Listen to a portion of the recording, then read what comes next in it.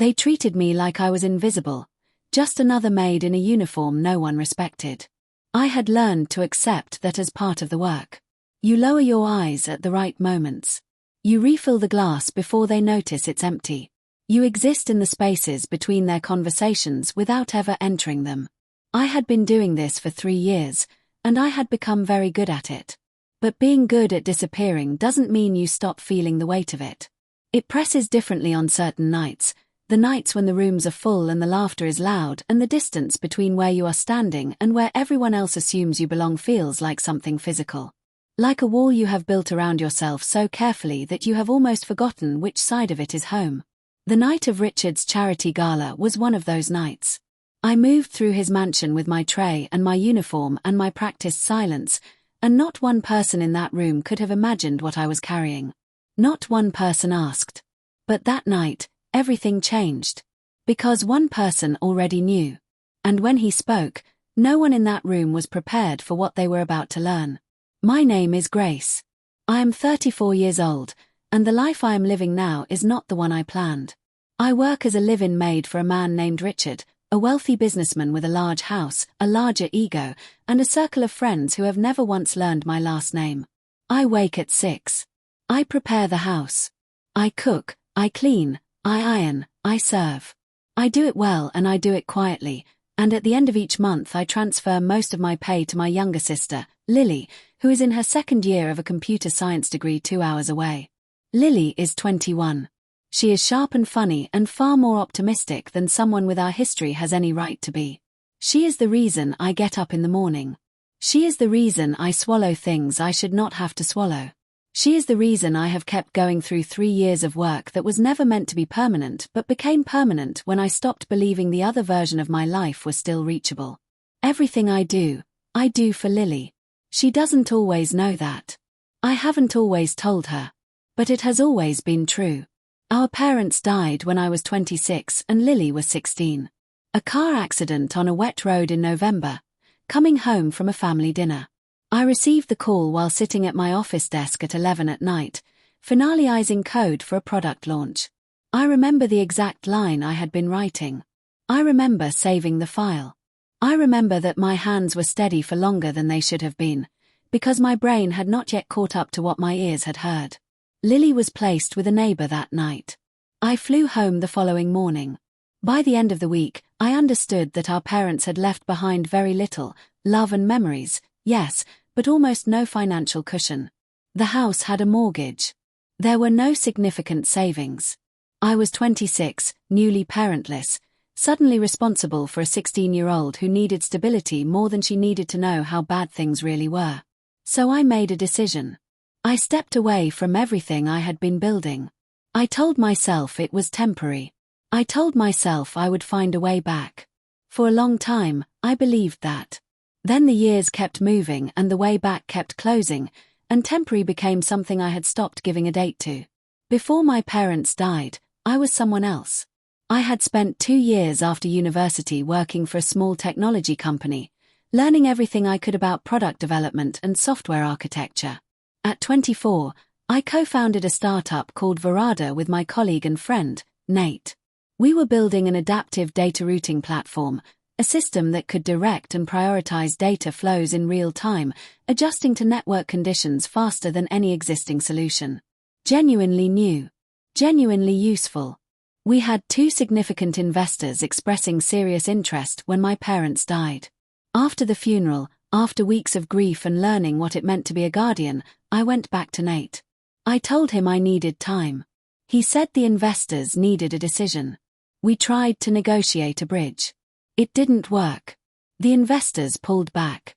Verada folded within 4 months, not because the idea was bad, it was still a good idea, but because grief and the weight of survival did not care about good ideas. I watched something I had built disappear. Then I picked up Lily and we started over. That was the version of my story I had never told anyone in 3 years of domestic work. It lived in me quietly, the way things do when there is nowhere to put them. Richard had hired me through an agency.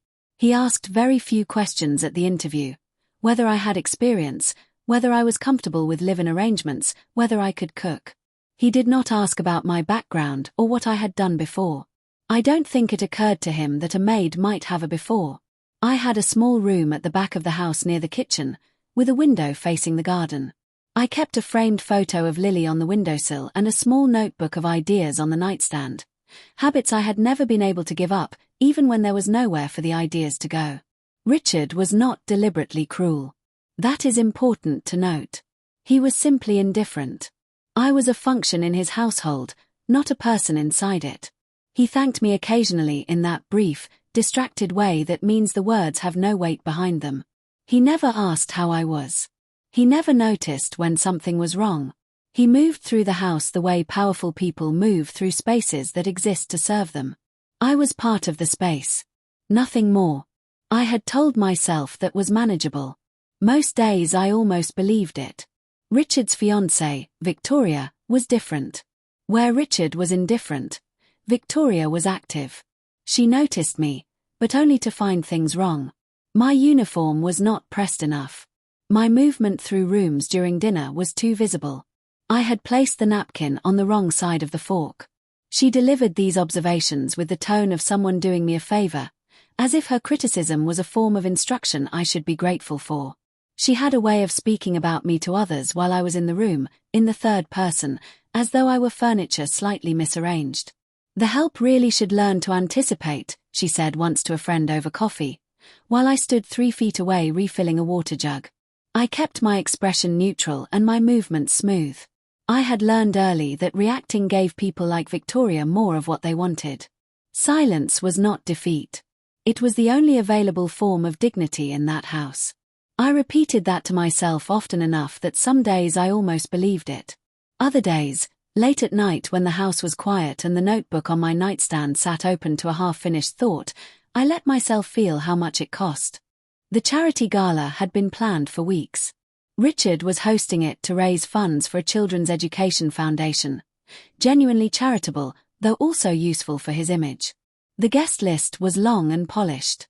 Caterers were brought in for the food, but I was expected to manage the house staff, oversee setup, and serve during the event. The week before the gala I slept less than usual. I found satisfaction in the logistics, the pleasure of a complex system running well. I set the tables. I arranged the flowers. I confirmed the schedule with the kitchen team 3 times. On the morning of the gala, I pressed my uniform and checked every room twice. Richard walked through at noon, looked around for approximately 90 seconds, and said, "Fine," without looking at me. That evening, as guests began arriving in cars I could not afford to imagine owning, I took my position near the entrance hall with a tray of champagne glasses. I stood straight. I kept my face composed. I told myself it was just another evening. Then Lily texted me to say she was coming to surprise me, and something that had been steady shifted beneath my feet in a way that the rest of the evening would make very clear was not an accident. I texted her back immediately, "Don't." I told her it was a formal event and not a good night. She had already boarded the train. Once Lily was on the train, there was no redirecting her. She texted, "I just want to see you." I put my phone away and focused on the evening. Guests arrived in steady waves, men in structured suits, women in carefully chosen dresses that looked effortless.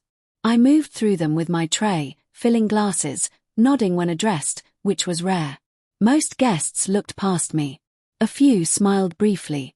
One man watched me with a different kind of attention, not rude or dismissive, but thoughtful, as though he were trying to place something. He was older, with silver hair and the bearing of someone who had earned his authority rather than inherited it. He stood near the fireplace and glanced at me twice while I crossed the room. I did not recognize him. I kept moving. I told myself that Lily would arrive and the evening would end and it would be over. That was the plan. Plans, as I had learned many times, had their own ideas about how things would go. And this evening had been building towards something that had nothing to do with any plan I had made. Lily arrived at 8:15 through the service entrance. She was wearing a pale yellow dress she had clearly bought specifically for this, which made something in my chest tighten in a way I could not name.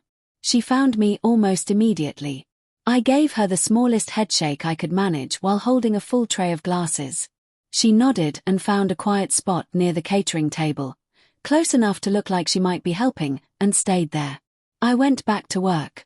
For about 20 minutes, things were fine.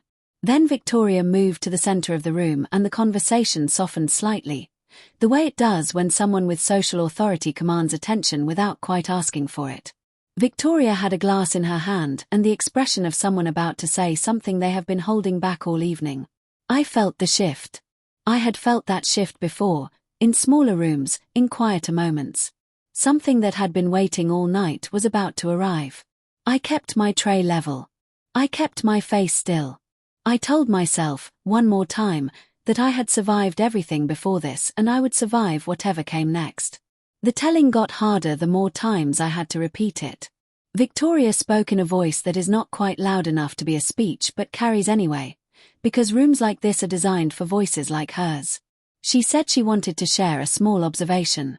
She said one of the interesting things about hosting these evenings was noticing the different worlds under the same roof, the guests, and then, she smiled, the help.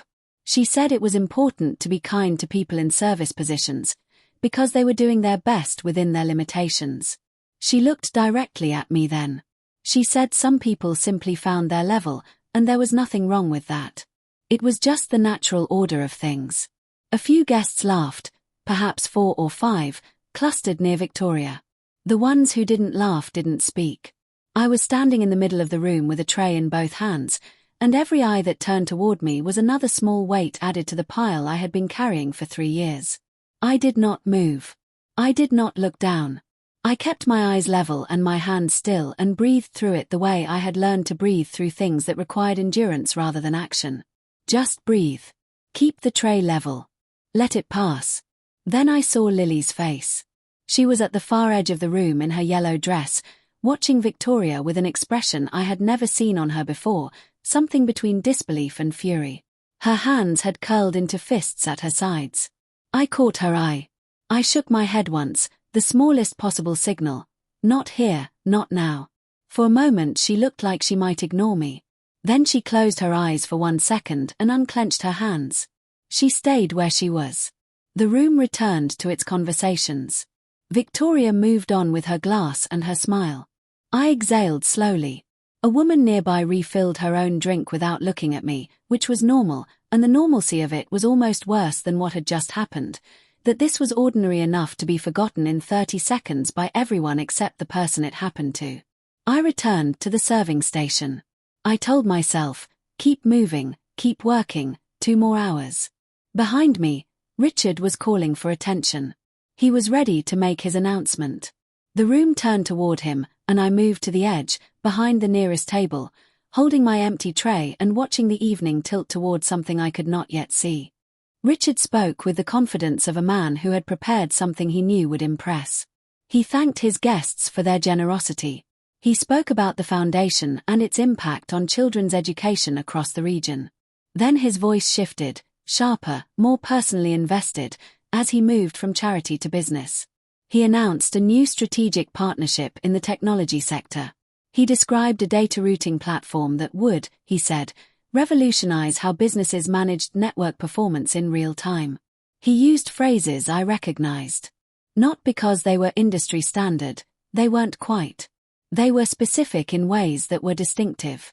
The way he described the core function of the system, the way he framed the problem it solved. I had written those words. Not those exact words. But the thinking behind them, the architecture they described, that was Verada's architecture. The one I had designed with Nate in a shared workspace 5 years ago, in a document I had titled simply Verada Core. I kept my face completely still. My hands on the tray were steady. But something had shifted deep inside me, quiet and cold and very certain. The past, which I had believed was sealed, had just walked into the room. I kept working while Richard spoke, but I was listening now with a different part of my attention. He mentioned the company that had developed the platform, a firm I didn't recognize by name. But the technical description was close enough to what Nate and I had built that I felt certain there was a connection. Whether it was direct theft, parallel development, or something in between, I couldn't determine from a ballroom with a tray in my hands. What I knew was that the ideas Richard was celebrating had roots I recognized deeply. Then the man with silver hair, the one who had been watching me, moved quietly through the gathering and took a position apart from the crowd. He was looking at me again. This time he didn't look away. He had an expression I had seen rarely, the look of a person who has been waiting for the right moment and has decided it has arrived. I didn't know who he was. I didn't know why he had been watching me. I didn't know what was about to happen. I only knew that something was, and that the evening I had been trying to survive was about to become something I had not planned for and could not yet name. The man stepped forward, calmly, the way people move when they are confident the room will adjust to them rather than the other way around. He said Richard's name once and Richard paused mid-sentence and turned. The room followed. The man apologized for the interruption and did not look particularly sorry. He said he had been listening with great interest to the partnership description and hoped Richard wouldn't mind one question before continuing. Richard blinked, he was not used to being interrupted, and said, "Of course." The man said, "Do you know who works in your own home?" The room went very quiet. Not the polite quiet of a patient audience, but the sharp quiet of a room that has understood a question to be much larger than it appears. Richard looked briefly confused and said he wasn't sure what the question meant. The man nodded, as though he had expected that answer. He turned to face the room, and then turned to face me specifically, and said my full name, my first name, and then the name I had not used in 3 years.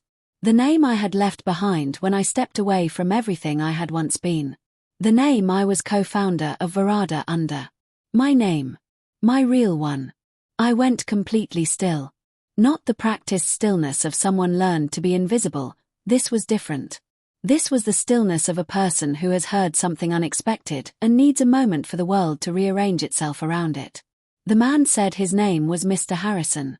He was one of the original investors who had expressed interest in Verada before it closed. He had recognized me the moment I entered the room with my tray, though he had not been fully certain until he heard Richard describe the platform. Then he was certain.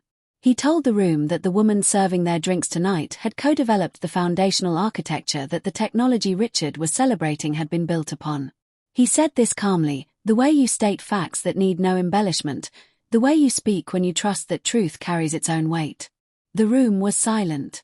I looked at Mr. Harrison and felt something I had not felt in 3 years, the sensation of being seen. Not observed. Not judged. Seen. Clearly and accurately, as a full and complete person. It arrived so suddenly that it was almost more painful than the invisibility had been. Richard's expression was doing several things at once. Confusion was the largest part. Behind it was something resembling embarrassment, if embarrassment is possible in a person who rarely questions their own perception. He looked at me with a kind of recalibration, as if information he had just received required rebuilding a picture he had never thought to question. He said my name, then stopped. Victoria was silent. Her glass was lowered to her side. The guests who had laughed at her earlier remark were not laughing now. No one spoke except Mr. Harrison, who continued quietly and clearly. He described Verada. He described the platform's design. He explained that the company now partnering with Richard had roots traceable to ideas first documented in Verada's foundational papers with my name alongside Nate's. He did not accuse Richard of anything. He simply laid the facts in front of the room and allowed the room to understand them. It was, I thought, a very elegant form of justice. The kind that does not require a raised voice or a confrontation. Just the truth, stated clearly, in a room full of people who could no longer claim they hadn't heard it. I watched their faces change, one by one, and felt the weight of 3 years begin to lift. I stood in the silence and performed nothing. I did not smile with satisfaction. I did not cry, though for a moment the option existed. I looked at the room, at Victoria's expression, at Richard's recalibration, at the guests who had watched me be dismissed 20 minutes ago and were now processing a completely different version of who I was, and I felt something I had been missing so long I had almost forgotten it had a name. I felt whole. Not triumphant, not vindicated exactly. Those words carry a sharpness that wasn't quite right. What I felt was more like an alignment. As though something twisted slightly out of position for 3 years had been returned, quietly, to where it belonged. I was still in the same room. Still wearing the same uniform. Nothing material had changed in the last 3 minutes. And yet everything had. Across the room, Lily was crying silently in her yellow dress, hands pressed together in front of her mouth. I looked at her and she looked at me, and between us passed something that needed no words at all. The room was waiting. There was nothing left for me to say. There was only one thing left for me to do. I set the tray down. Carefully, with both hands, the way I had set down 1,000 trays in 3 years of work that asked nothing of me but steadiness. Then I straightened up. I thanked Mr. Harrison quietly, without performance. He nodded. I turned to Richard and said, with courtesy that cost me nothing because I no longer needed anything from him, "I'll submit my formal notice tomorrow morning." He opened his mouth. I did not wait to hear what came out. I crossed the room to Lily. She reached out and took my hand the moment I was within reach, and I felt her grip, firm and warm and slightly shaking, and I held it. I said softly, just for her, "Let's go." She nodded. We walked together toward the front door, through gathered guests who parted around us without speaking, through the entrance hall where I had stood with my tray of champagne at the beginning of the evening, through the front door and out into the cool night air that was clean and entirely indifferent to what had happened inside. I did not look back. I had spent 3 years facing backward. I was ready to face forward. We walked to the end of Richard's driveway and stood under the streetlight, and Lily cried properly. The kind of crying that has been building and finally finds its moment. I put my arms around her and let her. I didn't say it was fine or that it didn't matter. I just held her and let the night be quiet around us. After a while she pulled back with red eyes and said, "Grace, how long?" I knew what she meant. How long had it been like that? I told her, most of the 3 years. Not always this clearly. Not always with a roomful of people watching. But the texture of it, the invisibility, the diminishment, had been there from the beginning. She said she wished I had told her. I told her I hadn't wanted her to worry or feel like my sacrifice. She said quietly that she had always known something was being carried. She had respected my silence because I had asked for it. We stood there a while longer until a taxi came and we got inside, and neither of us needed to say where we were going. We were going somewhere that was ours. Somewhere that didn't have a uniform waiting by the door. By the next morning, the story had already begun to spread. Someone at the gala had told someone else who was connected to the right networks, and by the time I woke up in Lily's small apartment, on her couch, under a blanket she had put over me while I slept, there were messages on my phone from people I had not spoken to in years. Former colleagues. A journalist who wanted a quote. 2 messages from Nate, who said simply, "Grace, call me." I sat with my phone and the morning light coming through Lily's window and felt, for the first time in a long time, the peculiar sensation of having options. Not certainties, I had no certainties yet. But options. Doors that had been closed were open, or at least ajar. The version of myself I had folded away to make room for survival was still there. She had been there the whole time. Waiting in the margin of that nightstand notebook. Waiting in the way I still thought about architecture and systems and the pleasure of a problem yielding to a clean solution. I had not lost her. I had kept her somewhere safe until the timing allowed for more. The timing, it turned out, had finally arrived. I called Nate first. He answered before the second ring. We talked for an hour, about Verada, about what had happened to the ideas after the company folded, about the technology that had resurfaced in Richard's deal. Nate had been watching that technology's development for over a year and suspected a connection. He had documentation, early drafts, time-stamped files, investor correspondence that predated the company now claiming the innovation. He had never stopped thinking about it, he said, even when everything else moved on. That made me sit quietly for a moment. I had spent 3 years believing the past was sealed. Nate had spent 3 years keeping the record. Between us, we had something real. Not just the memory of what we had built, but evidence of when and how. Mr. Harrison, Nate told me, had already been in contact. Harrison had resources and connections neither of us could access alone. There was a conversation to be had about attribution, about rebuilding something formal, about whether we wanted to pursue the question of the technology's origins. I said yes. I said it without hesitation.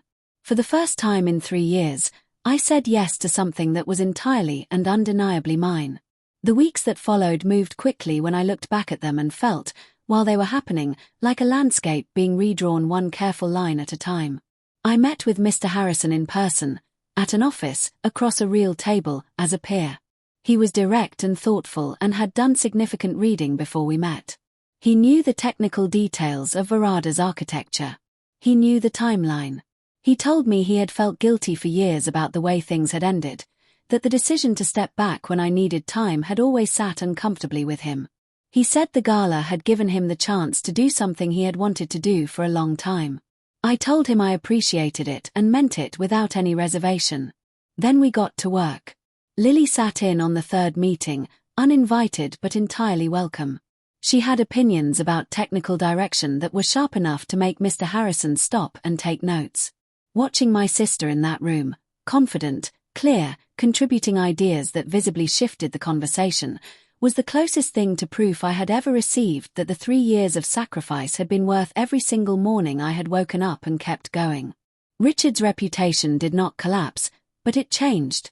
Word had spread through the industry about the gala, about the Maid, about Harrison's interruption, about the connection to Varada that no one had noticed until it was named in front of a room that could not pretend not to have heard.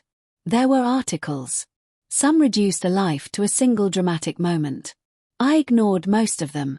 A few were more careful, more interested in the intellectual property question than in the story of the maid who turned out to be someone. Those I read. Richard, through a representative, sent a formal letter shaped like an apology without quite being one. I did not respond. Victoria did not reach out. I had not expected her to and did not need her to. What I needed had nothing to do with their acknowledgement. I had spent 3 years waiting to be seen clearly, and the truth was that the seeing was not what had finally made the difference. What had made the difference was the work I had been doing in those nightstand notebooks all along.